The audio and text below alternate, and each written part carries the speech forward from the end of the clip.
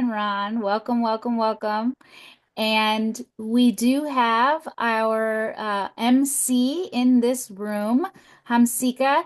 When you're ready, let's give it just a minute and we'll get started, okay? I think Okay. give it 1 minute and we will get started.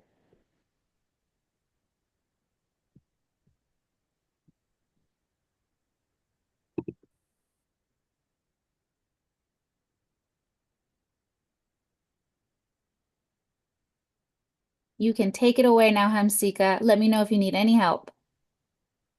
Am I audible? Yes. Okay. Welcome to World Futures Day by Young Voices 2025. This session is brought to you by Teach the Future, a global nonprofit dedicated to embedding futures literacy in education worldwide, in partnership with the Millennium Project and the Young Voices Network. Right now, we are all part of a 24-hour global conversation about our futures, creating a space where all generations, especially young voices, can share their visions, concerns, and action driven projects towards a better tomorrow. This will be streamed on YouTube. Let's make this conversation count. Share your thoughts and join this global discussion using hashtag WFDYV 2025. Since this is a double room session, in the lower toolbar, find breakout rooms at the bottom of your screen or click more if not visible. Select your assigned room and click join. Remember, sessions are being recorded and be sure to use closed captions and chat box as needed. Facilitators, take it away.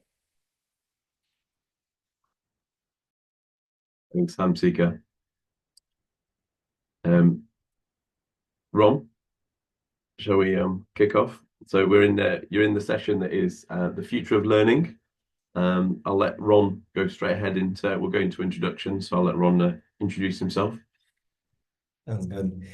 Hi guys, my name is Ron.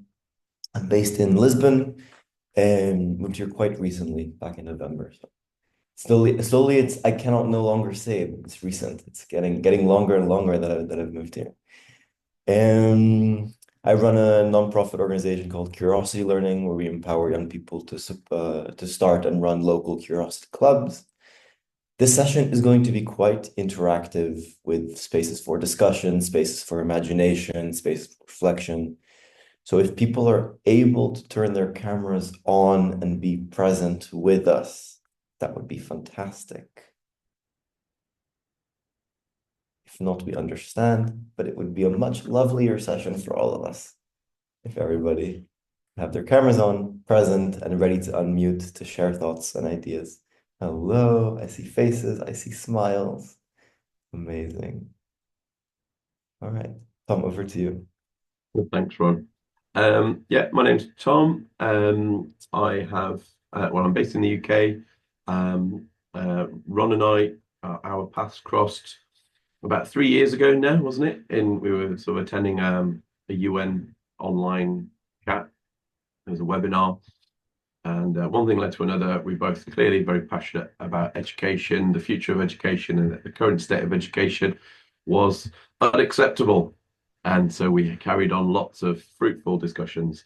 I suppose in a weird way, I was helping Ron with curiosity learning in an advisory capacity, and then Ron asked me to join the team a couple of months ago. So I'm now working with curiosity learning as well, and yeah, it's been good fun.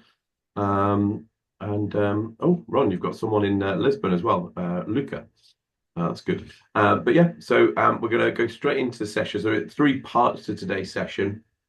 And as Ron says, it's going to be very interactive. And so obviously the more cameras we have on, certainly if you can't have your camera on, then at least if you can unmute or be active in the chat, that would be really helpful for us, because this really relies on you being part of the discussion. So Ron's going to take us into the first activity for today's session. Yeah. We're going to start with what is. So what is going on right now?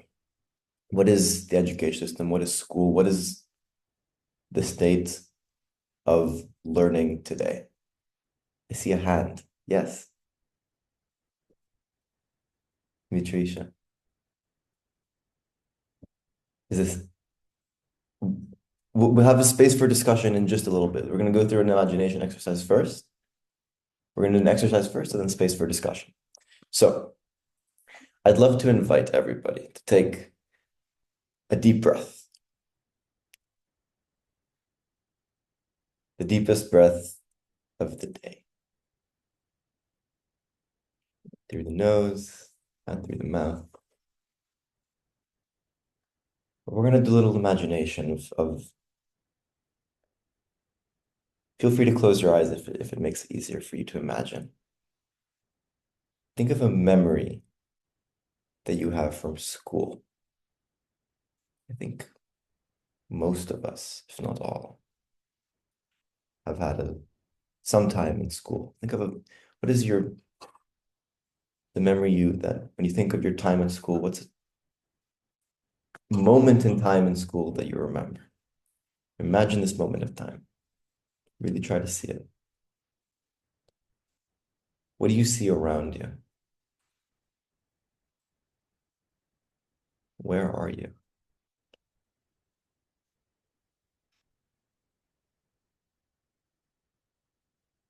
How do you feel?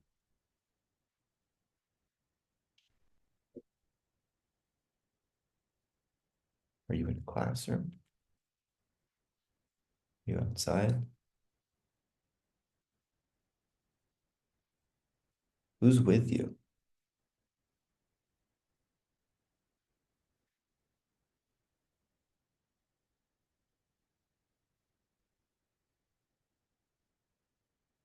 What's going on? I am study for 2 or 4 hours all in study. It's big time in Algeria.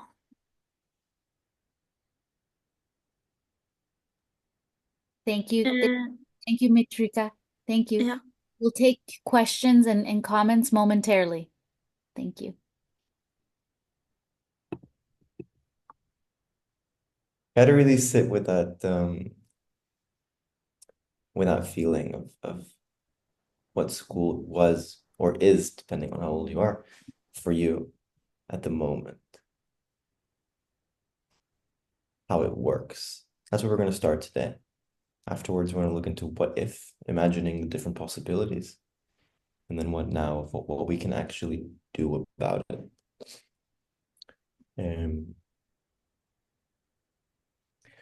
So I'll bring us back here. So if anybody has their eyes still closed, feel free to open them. I'd love to hear what came up. What moment was brought to mind? Was it a positive, a negative feeling? What did you see? What did you hear? What did you smell in this time in school as it is today? So if anybody would like to unmute, share in the chat. But yeah, I'd love to hear it.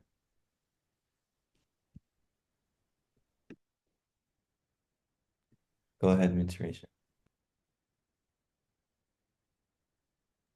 Go for it, Tuisha. Yeah, go for it. I'm study in University of Law.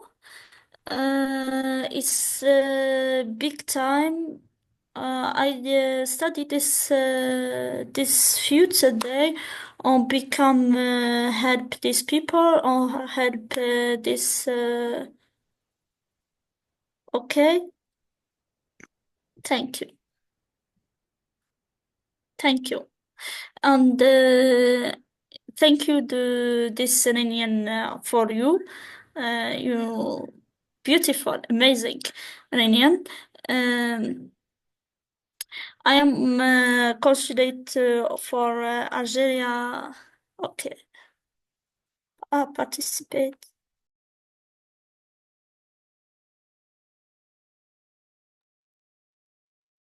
Thank you, Ron. Thank you, Tom.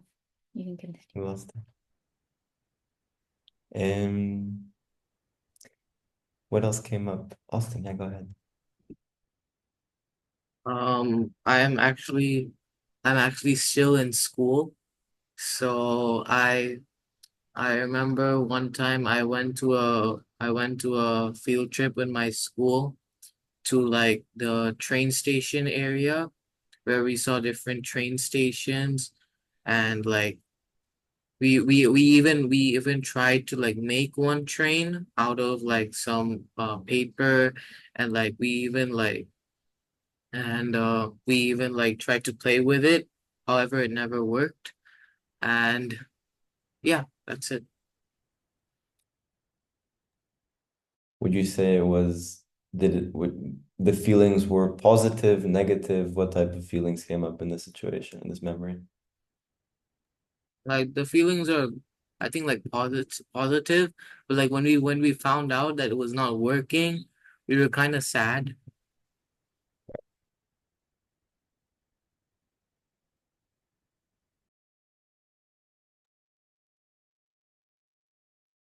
What else came up? My Lisbon buddy, Luca, if you want to share.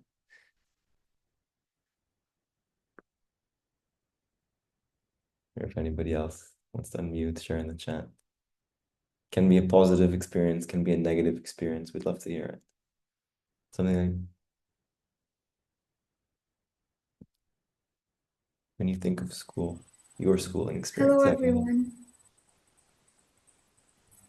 My name is Ibtisam. I'm from Algeria, and this question of yours I think is really interesting. So for me, I remembered my middle school phase, and I remembered my first ever art class. At that time, I wasn't really into art. I wasn't even drawing at that time. So, looking back at it, it was something that led me to where I am today. I've never imagined that I will become an artist or I will have my first exhibition at age 20. So, for me, it was something unexpected yet very beautiful. So it kind of, this period really shaped who I am today. I've always believed that our childhood to early teenage years will shape who we will become as an adult. So yeah, that's it. Thank you. Thank you so much for sharing. Ron, Luca's just typed in the chat. He says, I'm also still in school. I'm 12 and I find school not too exciting, a bit boring actually. So that's his view. So I've asked him if he can just to expand on that. But whilst we're waiting, if anyone else has anything. I think that brings us to but using this experience, using this memory, this moment that we have from school, there's some questions that I'd love for us to look at of what does learning mean? What is learning? What is education? Or the education system, or school? What is it in its current form? What's wrong with it? What's currently working? Because I've heard some different experiences here. Some people, the memory was actually really positive. So something there is working. But with some people, it's kind of boring. So what's wrong with it? Or Thank, what's working? thanks, Ron. I'll jump in and share the memory that came to me because it was I didn't know where to go, right? I didn't know which school, what year, what time, but what did pop up was our lip sync. So our school had a dance, a lip sync dance. It was senior year, and we got to do a lip sync with the principal, a lip sync competition to some music. And that was the memory that came to me. And I know I found out later that they stopped, the school that I went to stopped doing that lip sync. They no longer do the competition. So to answer your question, what's working, what's not, I mean that's something to look forward to. And why they stopped doing it, maybe budget cuts, maybe a change in administration. I'm not quite sure, but that budget cuts is very, it could be very dependent depending if you're going to a public school or a private school, or so many factors. But I think I think budget cuts to the arts and theater is not the first move in the right direction. That's what I'll share. Thank you, Liz. Ron, there are a couple more things in the chat here. Carol Lim has said there was a lot of time for playing school during my childhood, and I also had a lot of unstructured free time for my own exploration of things. I wanted to learn to initiate my own learning as a curious child. And Petya said, to me, the experiences, field trips and international fairs were the best part. I did love my high school. Our principal let us pitch any project and made many of them a reality. Example, a school newspaper, which sounds really cool.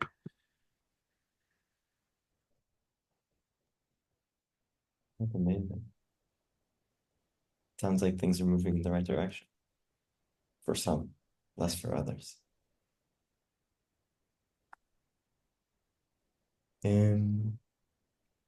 I'll give, yeah. Can I add something? Yeah. I think things will work out for people who put some effort on themselves. You can't just depend on school or like the program at school to have a fully interesting experience. You have to do many things aside. You have to put some effort in experiencing new things. I have never been a popular kid at school or someone who was surrounded by groups and stuff, but I've always found my interests, even though they are niche and not many people would have the same interests as me, but I've always put effort into developing them. And this is how I kind of formed my own small little world. And it gave me this illusion of maybe having a great experience, middle, high school, something like that. So, yeah, that's it. Thank you so much for sharing. I'll open the space if anybody else wants to add to either what they see as current problems or anything else they would like to add for what they see as potential solutions or the things that are working at the moment. I'll give it a moment if anybody else feels the courage to unmute or share on the chat.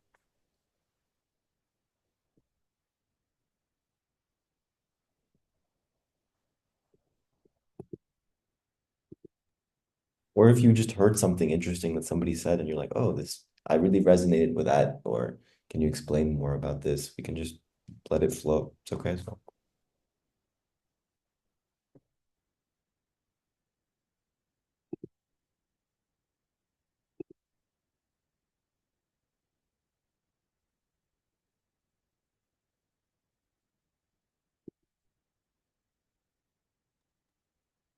There's in the chat, Hamsika has said, well, school to me was memorable, but it was and still is hectic. Many schools depend upon rote memorization. Those who fall under the rules of the school and adapt to their system of learning always get appraised for it, whereas those who stand up and challenge the school regime and have different notions about the learning system are pushed down. This is the reality of schooling in some countries. And Urwa has said, same here. That's interesting.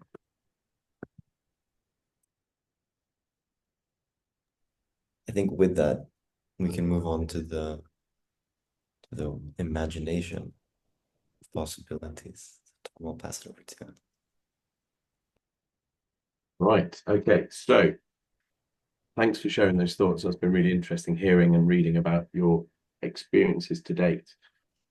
So the next part then, so as Ron started off there, we were looking at what is going on, so ask ourselves, what is the situation at the moment?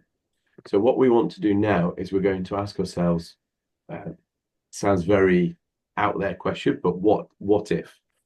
Okay, and so we need to, again, it's sort of expanding our imagination. So what if something about education? So to give you some examples, these are Ron's examples, which even they blow my mind. So I'm a little bit, I suppose, as an older guy, like it stretches my imagination. So for example, what if we had no schools? That could be one question. What if trees were teachers and teachers were trees? So maybe have a couple of minutes and think about, either unmute yourself or pop it in the chat and have a think of your own what if question surrounding education, schools.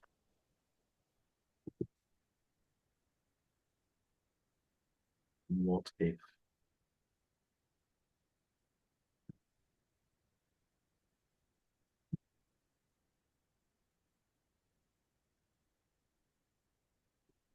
You've got something, feel free to unmute, or you want to pop it in the chat, pop it in there.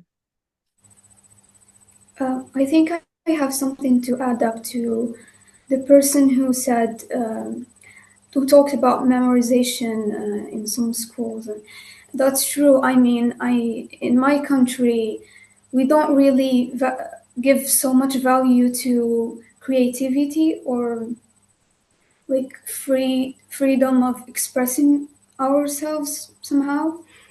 So I'm always talking about the importance of giving value to creativity, especially that our culture is really rich. I mean, when I look to our history, to our ancestors, they really give so much value to arts, to creativity overall. And it really helps to shape our vision for the future.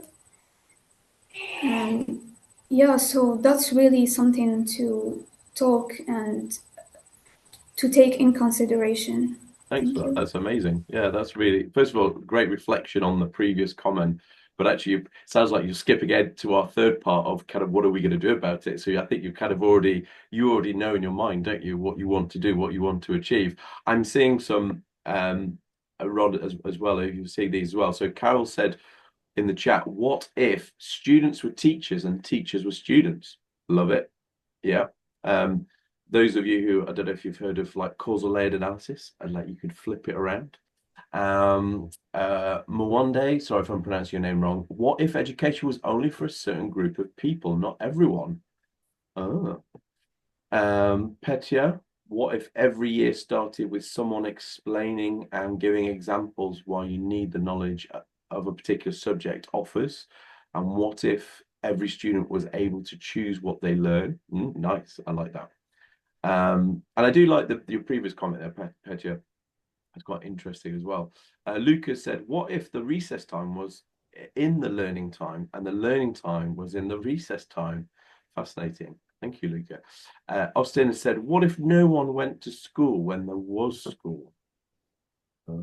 Interesting. Austin's a disruptor. I can sense it. I love it. What if Hamsika, sorry, said, what if education was more adaptable to different students through diversity in learning activities? That's a great thought. Petya again has said, what if there were no grades and exams in schools? Well, Petya, I think we'd all agree. I think the world would be a better place, I think. Owa has said, what if English language is a bridge, not a barrier for people and students in South Asia? That's interesting. Okay, great. Petya has also said, Petya's on fire. What if school was not a building, but a series of experiences? Love it. Petya, I think you get no grades, but you get an A grade. I love it. Tarisha, sorry, yeah, sorry, you had your hand up. How different for school this country from my country, Algeria. Different to school, يعني for people, this people or this school people the Asia or Africa. Thank you. Thank you. Oh, Petya's also said, oh, sorry, no, I've already read that one. Austin said, what if schools have no homework? Yes, absolutely. That would, as an ex-teacher, I would be much happier not having to mark tons of homework. That would be a much better, happier place all round. So I suppose before we go into the third part of today's session in terms of what can we do, so I suppose this kind of raises the question, or raises lots of questions around what we could be doing differently as both students and educators and organizations and governments and so on. Are there any, I suppose, I don't know, Ron, do we want to go straight into the last part? Because I think people are obviously chomping at the bit to go straight into it. Or do we want to explore a bit more based on these what if questions? We want to look at what could we do differently first? I think we have the time to Yeah. explore. Yeah. Okay. So I don't know if anyone wants to, I suppose, based on those questions, you can either answer your own question here in terms of what if question, or if you see another one that you think is interesting, how would you address it differently? What would you so for example, I'm going to start with, so okay, Austin, you're saying what if schools have no homework? Yes. So what would we need? What could we do differently then? What might that look like to you? Or to anyone else for that matter? Remember, you can unmute if you want, or you can type it in the chat. I don't mind either way.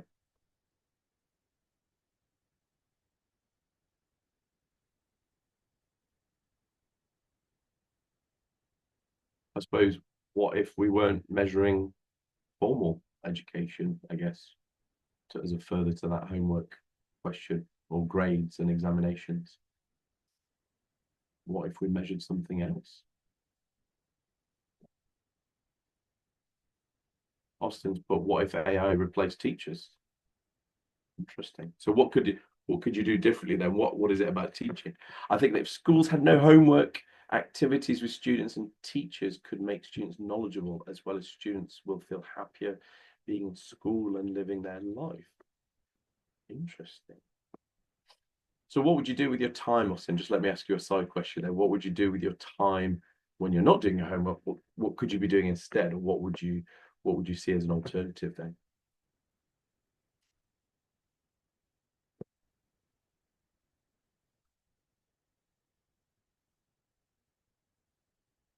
I'm also going to I'm going to go to Petya as well. I'd like your last question that you asked. What if school was not a building, but a series of experiences? So what could you do differently then? What would that look like to you then?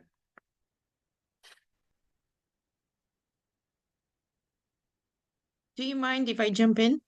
No, not at all. Oh, okay. First, sorry, I'm without a camera. It's okay. Apologies for that. Oh, well, for me, if the school was not a building, and if we think about it, education is not a school. At least I make a difference. You would learn, for example, biology by going to the botanical garden, or you would learn history by going to the history museum, or you would learn geography by going to that country that you're learning the geography of. And that sounds to me, at least, like a very exciting way to learn. And we know that people learn through experiences a lot better than through reading about something. And there are experiments with educational projects in this direction, like a traveling school. I don't remember the name of it. And I really look forward to see the results of this, and what it's able to achieve. And from what I'm saying, I guess I finished school quite a long time ago. So yeah, but this is why I asked this question: what if schools were not buildings? And we're seeing the transition with Khan Academy, for example, and their new Khanmigo edition.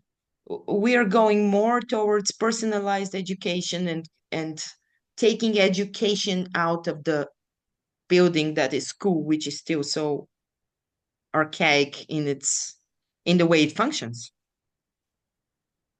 Absolutely. No, that's fascinating. And I think I also wonder as well whether people, organizations, governments, ministries, whoever you want to fill in the blank. They're just redesigning schools in the same way, despite what's being talked about in the world and what you've just explained. Schools are just constantly being redesigned pretty much in the same way without any thought process and probably not involving younger people in terms of what they want. And I liked what you said, Petro, about the individuality, and it links to Austin answered when I asked the question about what would you do instead of homework. Austin said, with my time, I could do more activities, which makes me have passion and could do something in life. So that individuality taps into that individual's passion and purpose and place. So I like that. Thanks, Austin, and thanks, Petya. That's really amazing. Mondays, you've answered your own question about if education was only for a certain group of people, not everyone, and unfortunately, it is the case in some parts of the world. And you've said it'd be a catastrophe. Everyone, no matter how they identify, deserve to have access to education. 100%. Yes. No, that's a really good reflection. Thank you. And I suppose it begs the question, kind of going back to Petya's point, if we're purely basing education on being in schools, the four walls of a building, whatever that looks like, then we're discriminating certain people, aren't we? Because not everywhere has those buildings, unfortunately, or can afford to have those buildings. No, that's fantastic. Okay. Did anyone have, I think, Matricha, you said that you think this is people learning knowledge. Okay, good. No, there's some really interesting thoughts. I can tell we have a very passionate group of people here, Ron. Clearly, have a lot of thoughts and ideas about this. Right. Shall we move on to the what can we do section? Okay. Unless I think I saw someone about to speak. Or am I wrong? Yes. Austin, were you about to say something? Go for Austin. Yeah, I just wanted to add that I think the main issue here is that our schools neglect the experiment part. We have a lot of theory. I mean, at least for my country's educational system, we have a lot of theory. On the other hand, we lack a lot of experiments. So I think theory alone can't bring that much of enjoyment towards learning. And so, yeah. Thank you for that. I fully agree as well. I just want to pick on Austin, if I can.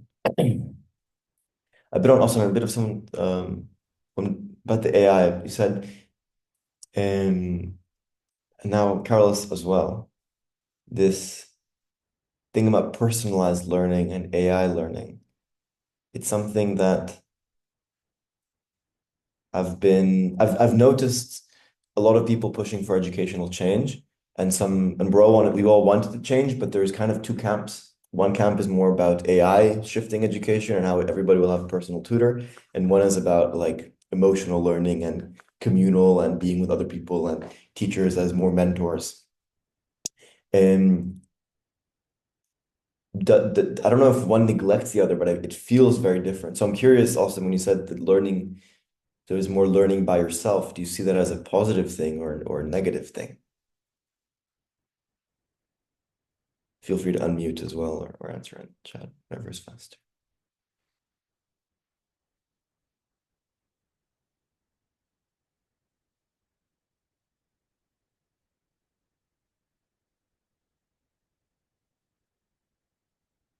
See, Carol also wrote, if we all can choose to learn through online learning, then what are we really going to school for?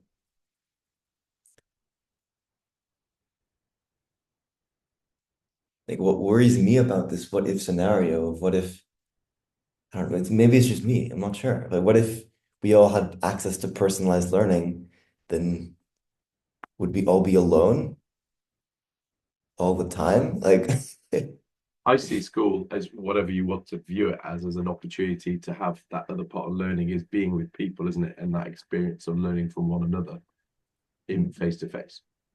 Obviously, easier said than done in some circumstances. Or maybe school is just something for us to be included in society from a young age. I mean, for a child who is maybe like 5 years old, he has to feel included in a group of people in order for him to function normally, if that makes sense. So it's more of contributing to the society and feeling to belong more than actually like acquiring knowledge and other parts of it. Because at the end, I feel like when we get to work on projects, our communication skills and will take over our scientific or intellectual knowledge somehow. So, yeah. Yeah, learning to be with others, huh? Me, Teresa. Go ahead.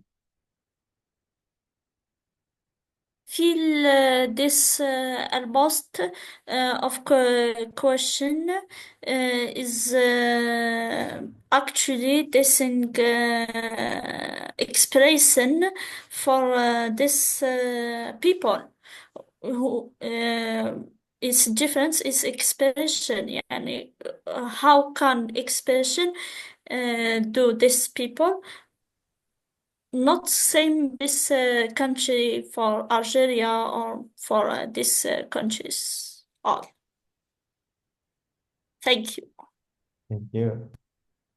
I see some more thoughts on the chat as well. Carol said, I feel like it's almost like the question of return to office or work remotely from home. Personal take.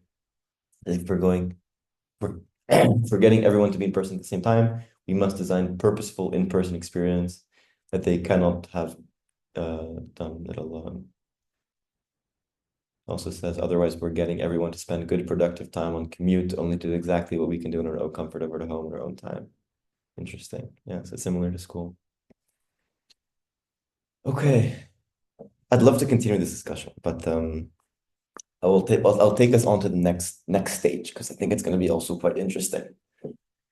I'll share a little of my personal story with you guys because I think it's relevant to the question of what can we do, and hopefully a little bit inspire. And I have some photos.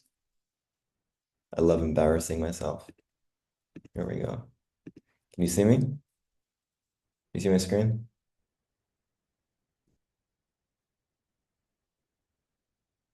You see my screen? Yes? No? Give me a little thumbs up. Yeah, okay. This is me when I was, I think I was 10. Little baby Ron. I was in my room doing magic tricks, making videos about how to do magic tricks. You can see it, right? Yeah. In when I was, I think it was 12 here, I was a DJ at like the school disco. This is my little DJ set. When I was 13, I was a photographer, so I learned about photography, got myself a little lens, still have this one.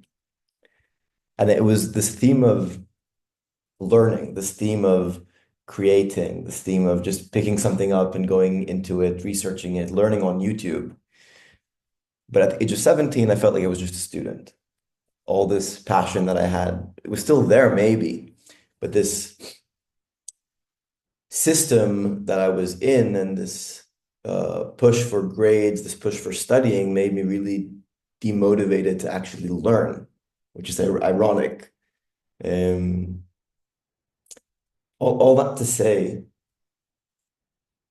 what I did from there, I think, is something interesting. Because I could have done a lot of things. I could have just complained to my parents. I could have dropped out of school, which I wanted to, but my mom said no, so I didn't. Don't drop out of school. I'm not advocating for it. But what I did do is I asked myself two questions, which is similar to what we're doing today. The first was, if I could design it, how would it look like? This kind of what if, exploring what if questions of what if it could look like this, what if it could look like that, and then really coming to a decision, okay, if I could be the decision maker on the education system, yeah, it's big. And you might think, oh, I'm unqualified I think no one's qualified. I think we're all equally qualified. How would it look like? That's the first question. So whether we're talking, right now we're talking about learning and education, whether you're talking about other systems in place, whether you're talking about family, work, whatever it may be, if you could decide, how would it look like? That's the question I asked myself. And the second question was, what can I do in the situation that I'm in today to make it look like that? What can I do? Because just identifying what it should be is just a complaint. It's not doing anything yet. That's my belief. I personally also think asking other people to make a change, which a lot of people are doing. Sometimes things can't change, you know. You can't do things on your own. When it comes to like protests and different things, like you're pushing for other people to make a change. My question is, what can I do to really create that, to create the space? So my conclusion was, okay, I think what it should look like is a space for curiosity, a space to learn the things you're interested in, a space to explore. So I could have gone to my school and asked them to change how their curriculum worked, but that would take a long, long time. So instead, what I did was set up a club, set up something called the Curiosity Club. That was how this nonprofit organization started. It was by 17-year-old Ron who wanted to see school and education and learning being done in a different place, in a different way. And it worked fantastically. I had 13 kids that came once a week to learn the things they're interested in, whether that's how trees communicate, like the biology of it, how neurons in the brain works, short films. It was really anything. It was really amazing what people could do. Yes, you could say, oh, but this is just one school and it's just 13 kids. There's so many people. You got to start somewhere. What can you do in the situation that you're in today to try to push for that change? And that's kind of the theme for the next part of today. What are we gonna do about it? We've identified things that we think maybe should change. I don't like this word, but could change, that we think would do good overall. So what are we gonna actually do about it? Since 17-year-olds started the club, afterwards they tried to pitch it to other schools and other students, and there were other students that got involved and started a club in their own school. And now it's a nonprofit organization officially. Tom is on the team, and we have another, how many now? 7 other people on the core team volunteering. It's amazing. So yes, it was a small start, but eventually, these small steps we take can lead to something big. So I'll let Tom take it away with a bit of an exercise of what are we gonna do about it? So I think I can already see Austin's ahead of the curve here. Ron, he's on fire as well. But anyway, Petra just said something. She said, "Find a tribe and start a movement." I love it. Exactly. I suppose find the people that you want to share your passion with. So Austin's already said, think first of all, find your passion and then see that passion and go to it and start things which you like and want to do. So on that, to follow on then from Ron then, so if you want to either think of something like give you a minute or two of things that you want to do to see the situation that you're currently facing and what you would what can you, and you've got to be realistic, I suppose. Think about how you can address the problems that you're facing today. So what can you do in the situation that you face yourself in today?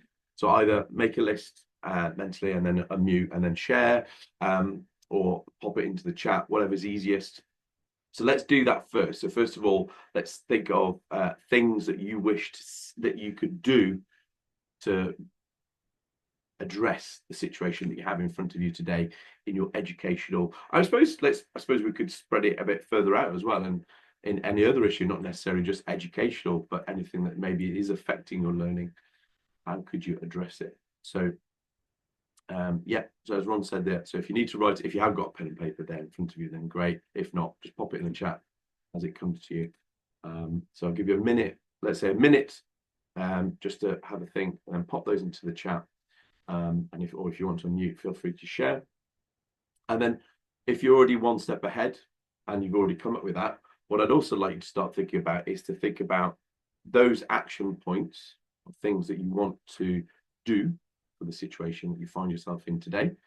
I would like you to rank it for each action point of 1 to 10, 1 being it's very easy to action, or 10 it would be very hard to action. Okay. And then the other thing I want you to do is then rank the impact it could have. So 1 would be it would have a low impact on what you see around you, or 10 it would have a high impact on addressing whatever that issue may be.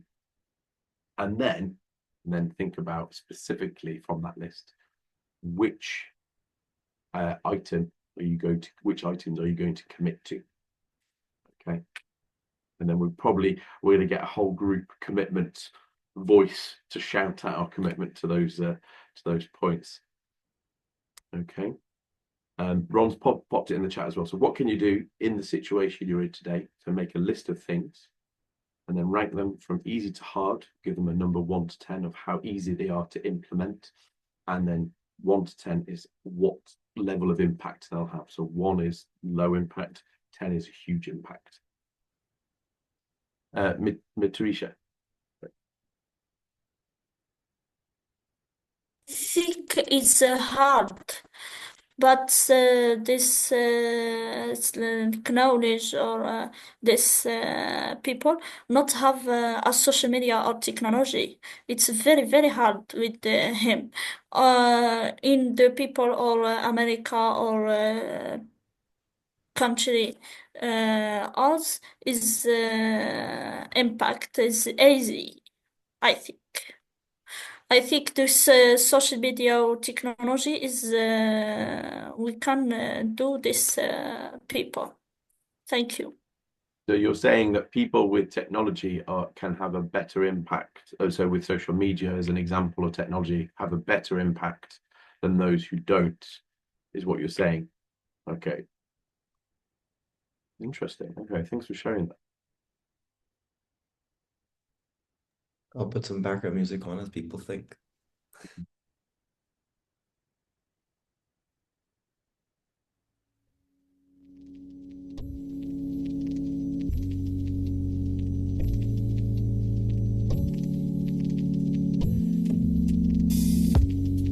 Well, do I have to be strong for someone else? 'Cause it's just not enough to do it just for me. I wanna tell you that the whole wide world is yours. Oh. And if you follow your heart, it'll set you free. Yeah, yeah, yeah, yeah. Yeah. No, no, no.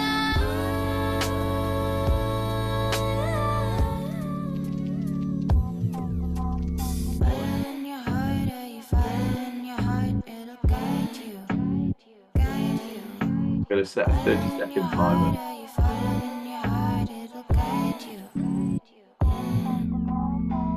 Want to, want to,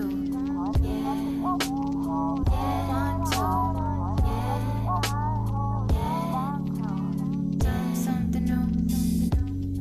Well, I can tell you that the lonely road is cold. How about you give someone the space to walk by? And when the change is getting hard, I think one of the main things that really bother me, and I see it a lot nowadays, is that usually people of my country, like they pursued an academic career, they get a degree, and they forget about the cultural side. You can find someone with an engineer degree or such prestigious degree, and they lack the cultural part. And because there is a lot of factors historically that that affected our society, and I find it really hard to change, to convince people to be a better consumer of social media, of what they see, because it has a lot of impact to shape our way of thinking, our intellect. So yeah, I think arts, creativity, reading books will help a lot, and thankfully there are a lot of cultural clubs that make the initiative to push people to reconnect to culture, to reconnect to this part of us that push us to be creative, to think in a healthy way, if that makes sense. So yeah, I think education doesn't stop only on a degree or going to your college, sitting there and taking your lessons. There is a lot of work to do in order to develop as a society. So yeah. So true. Thank you so much for sharing that. That's and how would you say what you've just described then, how easy do you think that would be to ensure that people are doing what you've described, like learning beyond the four walls of a classroom? Is it easy to ensure that? I don't think it's easy. I think it's kind of difficult, to be honest.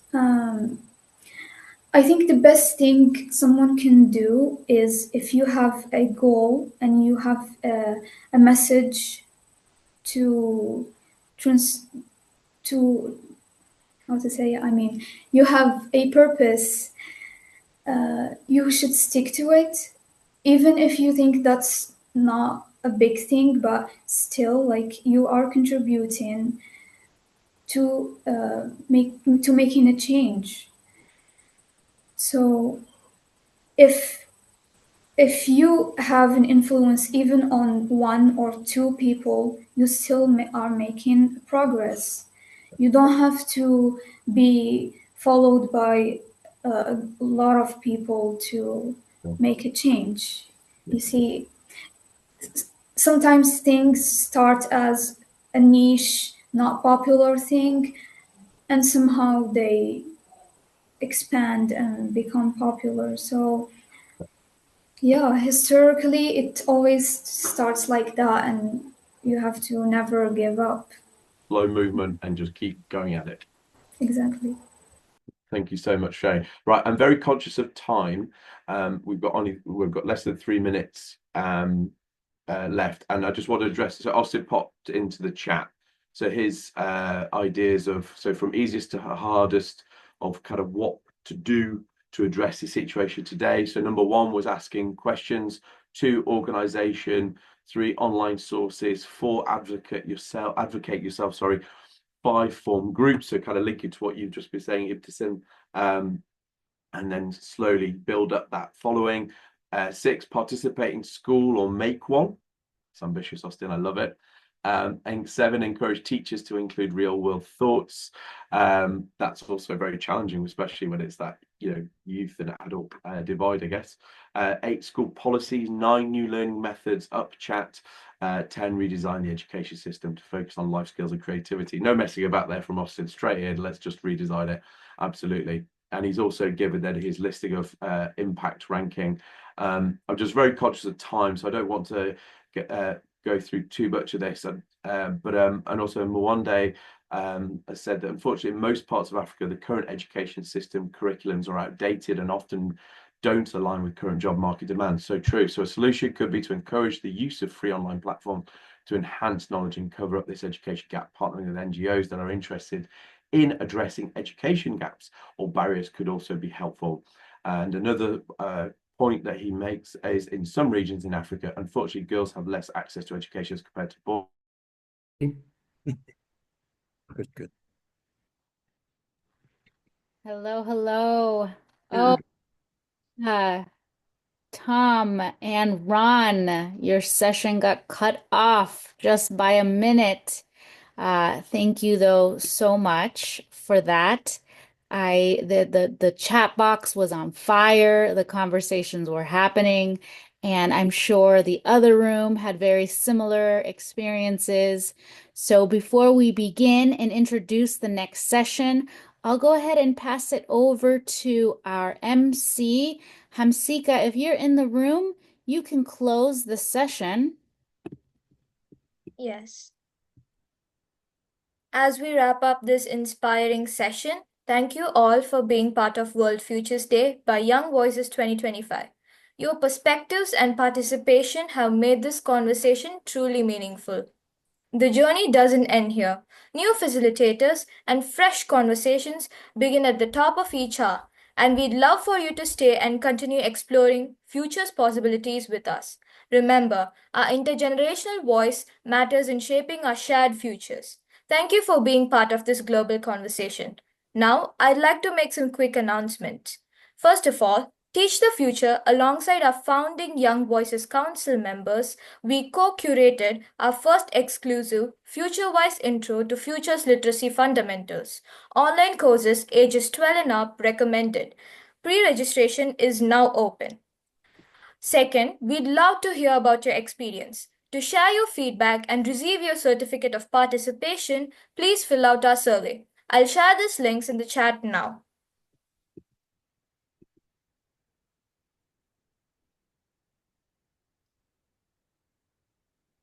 Thank you. Thank you so much, Hamsika. Thank you, everyone.